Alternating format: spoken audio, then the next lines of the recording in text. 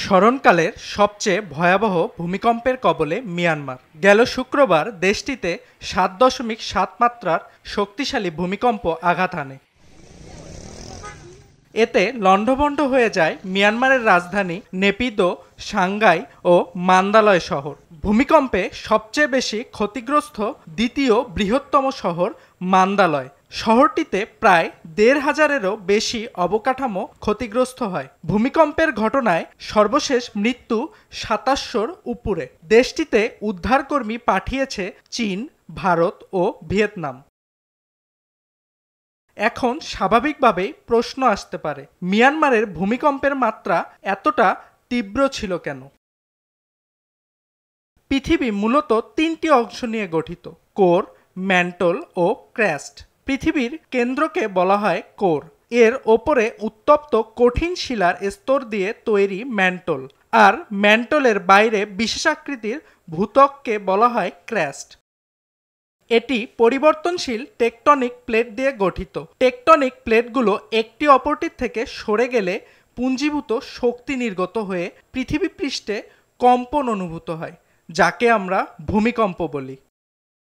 মার্কিন ভূতাত্ত্বিক জরিপ সংস্থা ইউএসজিএস এর তথ্যমতে ভূমিকম্পের মূল ধাক্কার কারণে পৃথিবীর চাপের যে পরিবর্তন হয় তার কারণে আফটারশক উৎপন্ন হয়। ভারত ও ইউরেশিয়া এই দুই টেকটনিক প্লেটের মধ্যে মিয়ানমারের অবস্থান। এটি দেশটিকে ভূমিকম্পের বিশেষ ঝুঁকিতে ফেলেছে। এ দুটি প্লেটের মধ্যবর্তী সীমানাকে সাইগং ফল্ট বলা হয়।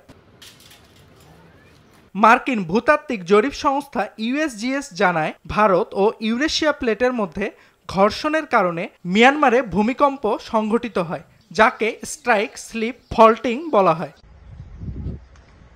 এছাড়া ইম্পেরিয়াল কলেজ অব লন্ডনের টেকটনিক্স বিশেষজ্ঞ ডক্টর রেবেকা বেল দুটি ফ্রন্টের মধ্যবর্তী সীমানাকে ক্যালিফোর্নিয়ার বিখ্যাত সান আন্দ্রেয়াস ফল্টের সঙ্গে তুলনা করেছেন।